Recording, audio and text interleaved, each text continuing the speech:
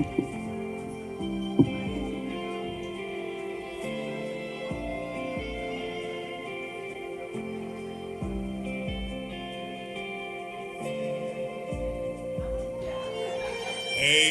It's good to be in the house of the Lord tonight. If you would please, let's stand, go before the Lord in prayer, and thank Him for this Bible study. Lord, we thank you for this opportunity to be in your house tonight. Thank you for the truth of your word. Lord, ask you to nourish our souls, our spirits, and our minds. All the poetry of the Lord. In Jesus' mighty name we pray. Amen. You may be seated. We're picking up in our Bible study series, the book of Jude. Jude, part 55. Jude, part 55. We more than doubled the verses studying them. But that just tells you how much wisdom is found in the Word of God. It's not that we've done anything great or wonderful, any of that. I'm really repeating what we've already read. But we're all diving into it, hopefully a little bit deeper together. Hopefully you're still learning. Hopefully it's still challenging to you. Have you learned anything since we've been in Jude this much? It was like, it's old hat. I knew all that already. If you did, let me know, because we might need you to help lead a in-home Bible study group. Get volunteer. But let's go back this time to Jude, verse 14. Jude 14 and 15, before we go on to 16, which is where we are. Somebody read that, please. And Enoch also, the seventh from Adam, prophesied of you, saying, Behold, the Lord cometh with 10,000 of his saints, to execute judgment upon all, and to convince all that are ungodly among them of all their ungodly deeds which they have ungodly committed, and of all their hard speeches which ungodly sinners have spoken against him. So this is Enoch's testimony. He prophesied or preached. He was the seventh from Adam. So that means there were 6 generations before him, Adam being one. But look what he preached. That God was going to come. We know it's referring to Revelation, when God comes back with his saints. But what happened from when he first preached it to now? Anybody know? Well, everything. Everything that we typically know about, except for creation, because that happened. But did he preach this before the flood of Noah? Think about it now. We're talking about the 7th from Adam. Did Enoch preach before Noah came? And before the flood? Yes. This is before the flood. He's saying God's going to judge the wicked. Did he preach this before the nations were divided? In the year of Peleg? When the continents were split apart, remember the continents were all one, they were split apart. Did he preach that God was going to judge the wicked before that? Before God divided the nations because they're wicked? He did. What about before the Tower of Babel, when God confounded human language and caused us all to speak different language? Did he preach that God would judge the wicked before that? He did. That's been a message a long time, and no doubt those in Enoch day would say, what he preaching about now? He always talking about God going to judge somebody. Now, what he preached about happening still hadn't happened yet. But did God judge the wicked like he said he would? In extreme and great ways? From when he first preached it to now? Something to think about. But he was just, to them, he was just Enoch, just a preacher. I mean, they knew his daddy. They knew his mama. They knew everything about him. It's on the 7th generation. So, more people, but not that many. It was like he was in the same village. Same time. Same place. Now, we know that Cain had built the city, but I'm saying there wasn't billions of people yet. So they knew of this Enoch and his message that God told him to preach, that God would judge the ungodly. But what do we find today in our modern society? Because at his time, he was in a modern society. They were no longer in the garden. I mean, they had clothes and everything.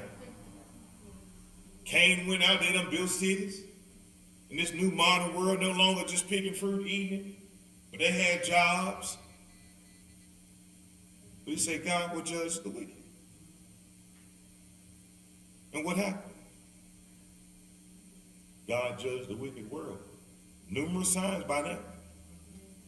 But people say that old preacher out there in Sierra Vista and whatever other places, which are many, thank God, preachers are at, all over the world. Oh, they just preaching, they just talking. But just like God had Enoch preaching, God judged. He executed judgment, and then what verse 15 says? God is still executing judgment. Don't you know they doubted Enoch? They didn't believe him. What he talking about now? But it didn't stop the hands of time from moving. And it didn't stop God from doing what he said he would do. He's judged many, many times. I mean, since then, whole nations have come up and been judged by God to be unworthy and gone away. How many of y'all still celebrate the Aztec Empire? Only in your mind. Well, I put on a costume and dress it, but you pretending, ain't you? Guess what? There's no more Aztec Empire, which when you hear people saying, yeah, we used to be Aztecs, understand that they're speaking from a place of ignorance. Because the term Aztec is not what they called themselves. They didn't call themselves Aztecs? No. Well, I think it was an anthropologist or a scientist created that term. They were called the Mexica.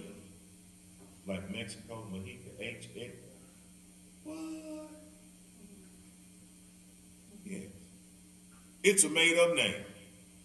So they're tying themselves to a culture that didn't exist. Because the word didn't exist.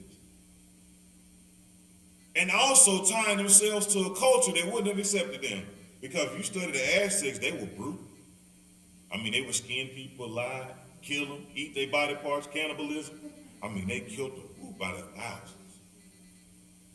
Don't you know that it's not the Spanish that defeated the Aztecs?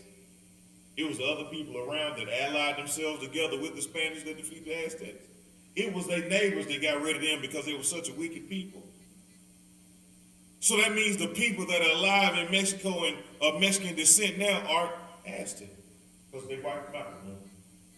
They're actually descendants of those that fought them. But you'll find people talking about their Aztec lineage and that's why they're brutal and savage-like. But you're the family of the survivors.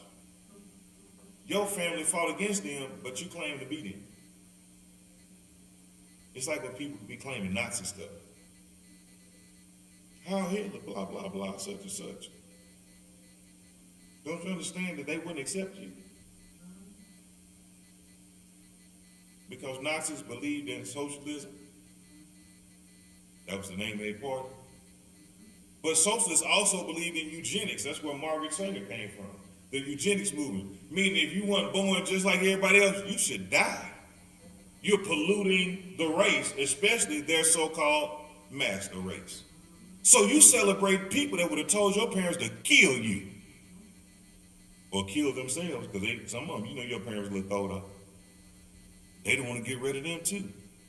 But you're claiming allegiance to people that hated you. You hear people talk about going back to the motherland? Go back to the motherland. But you talk to people from Africa, they call you Kata, which means black American cotton picker. They'll crack jokes like, yeah, we should race because I'll win if the back comes. What you mean, man? I'm fast. They just laugh because they saying that your family was slower. That's what they got called nails, didn't it? Because by the way, it wasn't Europeans that went through Africa stealing slaves. They pulled up to a port to buy people. You know, they pulled up to a port and bought goods. Just like you still pull up to the ports in Africa and buy goods. And it always amazes me, these inmates in prison go to jail and become Muslims. But the Muslims have a 1,000-year history of slavery prior to the transatlantic slave trade.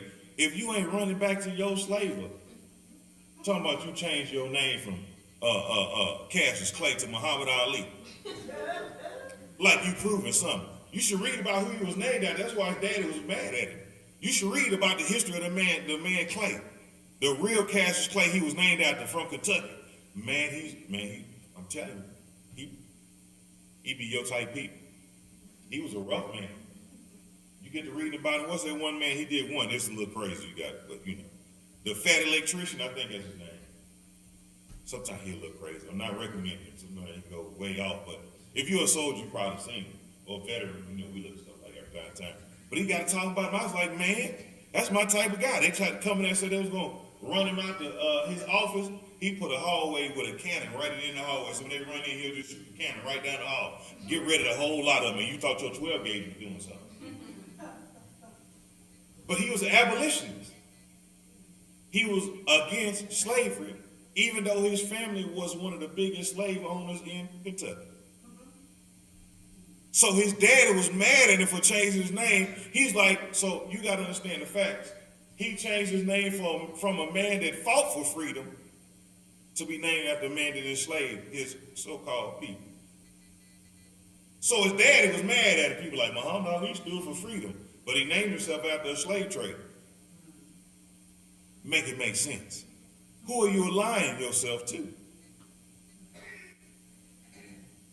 I mean, a lot's happened since Enoch preached.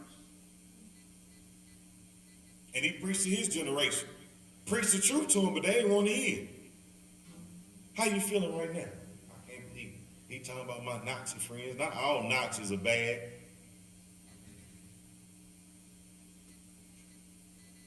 There you go, aligning yourself with people that would wish you dead. In real life. And would have did it too. It's like these crazy transgender people talking about Palestine for transgender. You should really look what they do to transgenders in Palestine. It's bungee jumping without the rope. They throw them off buildings in real life. They don't understand. I don't understand these people.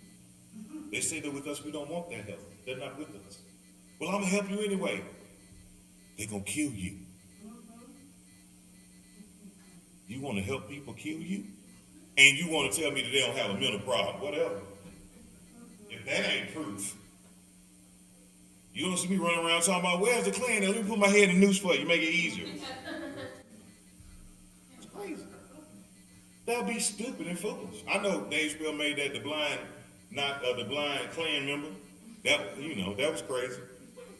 That divorced his wife because she could see, and he called her, a ninja lover. Because he was blind and he didn't know what he was, but she knew. I can't believe you married one of them. I'm divorcing you. Traitor. She married you, sir. But I didn't know I was me. That's some of y'all. Some of y'all think. You've been deceived. I had a man ask me why I joined the quote-unquote white man army. You'll never believe where he worked. He worked at AT&T. Dude, in my mind, I was like, he didn't do good in history. He couldn't. Do you know who to this day owns AT&T? Some of us old goes remember. You remember Pacific Bell, Northwestern Bell, Southern Bell, Eastern Bell, Southwestern Bell. That was the phone book that came, but it represented the phone company in your area. Why was the last name Bell in all of them? Was it because phones ring, ring, ring like a bell? No, it's because the Bell family owned all the patents to the telephone. The Bell family. Alexander Graham? Yeah. You can't get more Caucasoid than that, can you? Alexander Graham Bell, Albert Einstein, and Thomas Edison. I mean, them got to be top 10. Who we got left? George Washington. There ain't too many left that's going to outdo him. And they owned it in modern times. I was like, what in the world is he talking about? They paid me to be in the army. He literally works for the man. Because guess what? You no longer hear about Pacific Bell and all those different ones. Because it was monopoly and they broke it up. Because they didn't have any competition. So they made MCI, Sprint, and AT&T with a 3 long distance company. But they still control the phone line. But the long distance had to give it up. You never thought about it. But have you noticed, then from that they created all these other cell phone companies. But have you noticed, somebody keep buying them back up and merging all of them. And then they create new ones and make you think it's the cheaper option. But you got to have a tower. It's really a radio tower. A radio antenna to bounce signals off. So you think Mint Mobile bought new towers, or do they just share with T-Mobile? And you got your Boost, but Boost ain't that owned by Verizon? So each major carrier has a minor carrier, just like Honda owns Acura. Same car, different emblem. Look, take the H in it.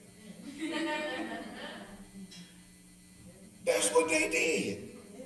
They created a semblance of competition and a luxury option for a car they selling you already. They just changed the badges. Because if you get the upgraded version of whatever the Honda is with the leather seat and everything, it's the same thing with as the Acura without the badge. Yeah, but Acura's ride so much smoother. Oh, okay. Infiniti is owned by Nissan. Lexus owned by Toyota. They own companies owned by another company. It's a semblance of a luxury option. They're curated tiers, and then within their main options, they still have tiers. They just trying to catch you coming and going. Don't you know you can own a McDonald's and a Burger King and just put them on opposite corners and be like, yeah, they compete. But I'm winning. Because they franchises. And if you ask the CEO of McDonald's, he'll tell you, we're not a fast food chain, we're a real estate company. They own some of the best property around the world. The busiest corners, that's what they do. Now Walgreens caught on to it, started trying to do the same thing. Like, hey, we're going to be across the street, or we're going to get the corner before they get it. So if you notice, typically where there's a McDonald's, there's a Walgreens nearby, if it's enough people and it's busy enough. That's why they do it on purpose. You thought Burger King and McDonald's hate one another? No, it's a franchise. If you got enough money, why wouldn't you buy both? Flame broiled or whatever that one made of. Soy, hay, they changed the recipe every now and again. It ain't meat, but whatever it is. Because you can leave it outside for 3 years, come back like, oh, it looked the same. That meat that never rotten, like a Twinkie, live forever. And you know a Twinkie ain't never grew on a tree. That's man-made. I'm just saying. So it's a symbol of competition. They're creating, it's not wrong, but they're selling. They'll tell you if you're looking to it, but if you don't, they don't mind. But what ideology are you buying into? What are you holding on to? Them my homies, my homeboys. You finna die over primary colors. Don't you know in America we celebrate the red, the white, and the blue? So if you celebrate the flag, you gotta die depending on what neighborhood you in. Hey, cub, what you got on, cub? Man, just keep it boo, man, keep it boo. Ooh, you just take the bees off and the C's, is what you doing? You thought they'd have caught on when Halo kicked off and it was red team versus blue? And then if you go to politics, it's red against blue. America's the blue Yankees and you got the Brits that were red. Hey, why does red and blue keep coming up so much? In so many different facets of society. It's as if someone's trying to pit people against one another.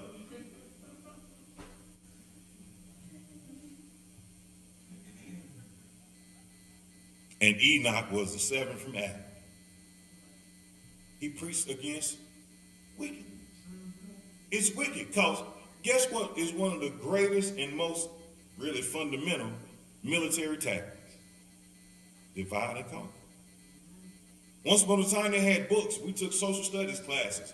And we had the book talked about the melting pot. America was a melting pot. A nation of so-called, they say immigrants, not really, but of people that came together from all over the world to live free.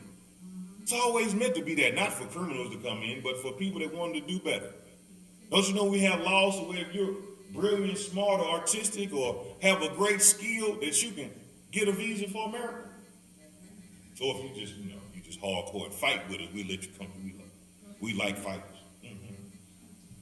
Who you talking about, the FSM? Just come on and fly over. We like y'all. Y'all fight with us. We like fighters. But they little. We don't care about it. They fight hard. They fight big, though, don't they? So look, you fight big. They do. Play when you want to. Catch you one of them sticks and knives. You think the mess can be working out.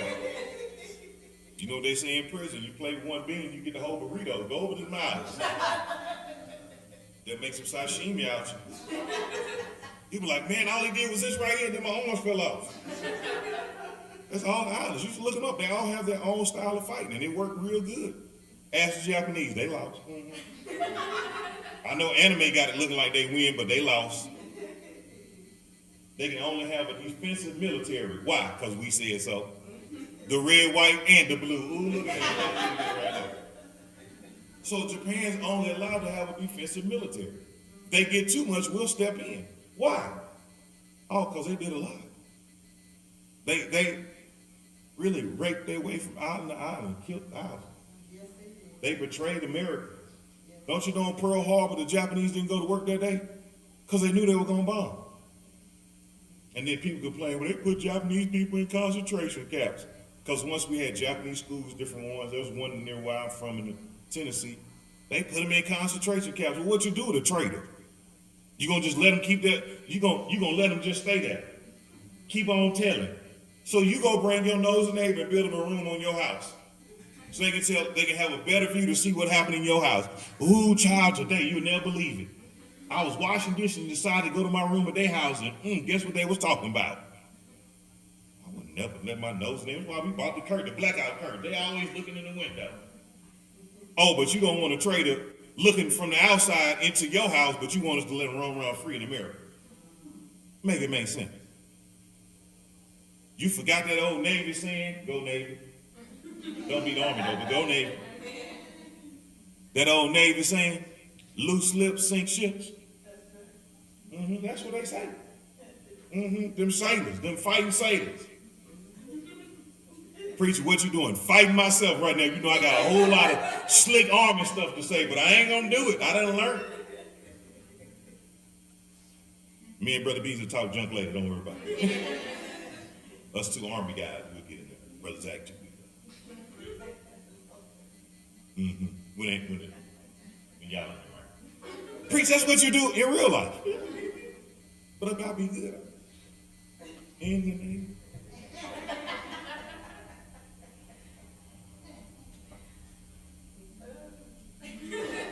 All I need is one of them bandana. Oh, I can't wear a bandana. I think she had a red one on. They might shoot me. Hey, Cup. Hey, what? Why you got out, Cup?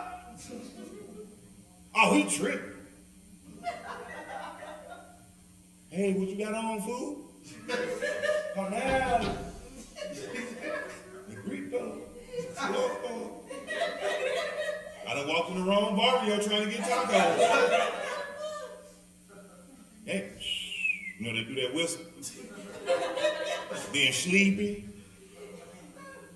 and Lefty and Chino, they all start popping their heads off from behind the cars.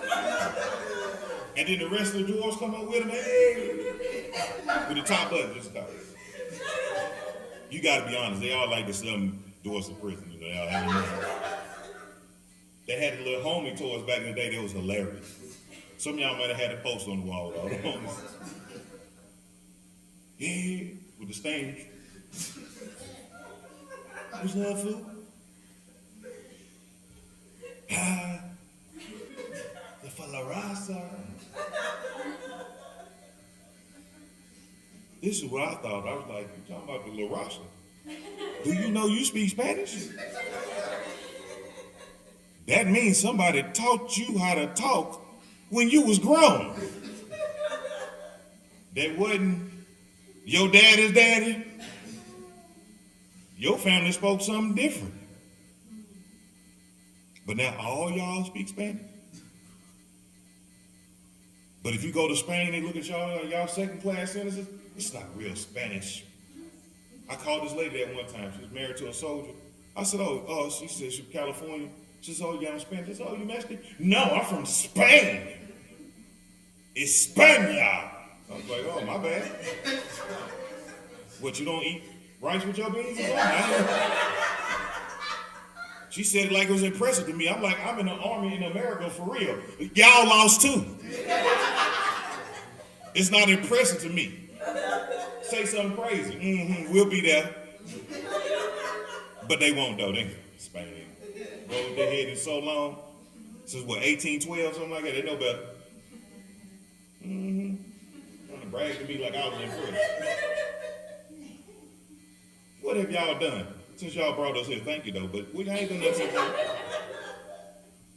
And matter of fact, they didn't improve on all y'all dishes. Because you want Latin food, guess where we all go first?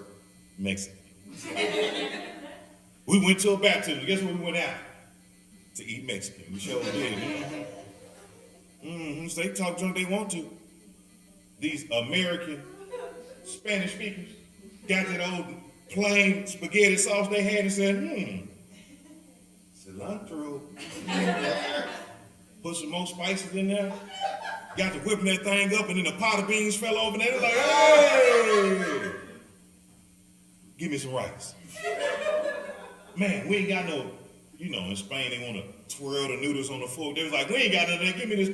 Oh yeah, let me get that piece of bread right there, tortilla. Oh, this is amazing. Give me a lime. And then somebody gave him a jalapeno. I was like, ooh. Bueno. You thought I was going to say bellissimo. No, new language. Bueno. Ah, muy bueno. They passed to his friend. They all got to eating it. Then somebody sprinkled some salt on him. Like, woo! Man, and then you know what happened next. They start building in the neighborhood. We start spending all our little money there. Getting some of them tacos, yeah. They got soul food too. Menudo, that's soul food. I keep wanting to say Pascagoula, but that's a city in Mississippi. Pozole? I'm country. I tore it up. But it's like a neck bone. It's like they eat neck bones? I said they must be from South Mexico. That's southern. We slap on some neck bones. Then my island friends got neck bones and eat turkey tail. I said they eat turkey tail. I said, boy, they must be from South Pinky Lot. None must be in the South. I think it is in the South. I said, the village must be in the South, boy, right there. Then I started looking at the picture, hey, gold teeth too. I said, them my people right there. But all over the world, I've seen some hardcore Russians, vodka before water, grilled out. I was like, what in the world? That must be South Russia. What in the world? You just got these gold teeth. Hello, das vidanya, comrade.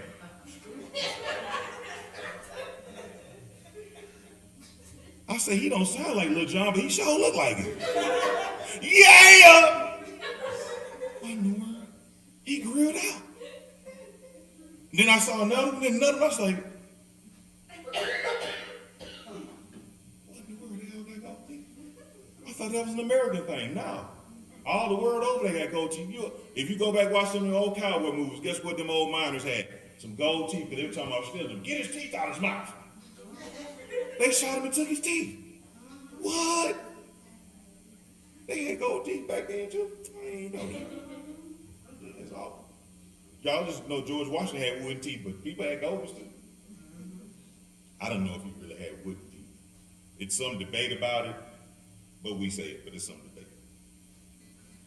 But Enoch was the seventh from Adam. I just wanted to bring it out. God was dealing with me before we went on to 16 about that. About that he preached, and look at all this happened since then. And we're still waiting for God to come with 10,000s of his saints. But righteousness must still stand. We look at all of these things, these comparisons, and Jude's a lot of comparative things in there.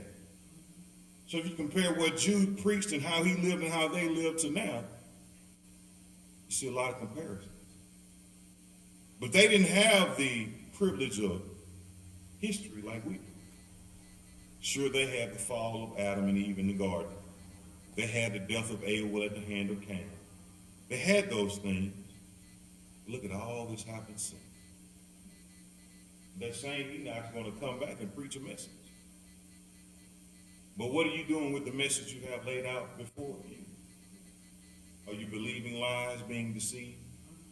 Have you become a murmurer, a complainer? We'll get to that next week and show the definition. Once you really know what those words mean. Have you drifted into a mindset that God said you ought not have? We'll dive into it again next week. With heads bowed, eyes closed in reference to the Lord. Brother Beezer, mind you, this Bible study night, please, sir. Holy One, we thank you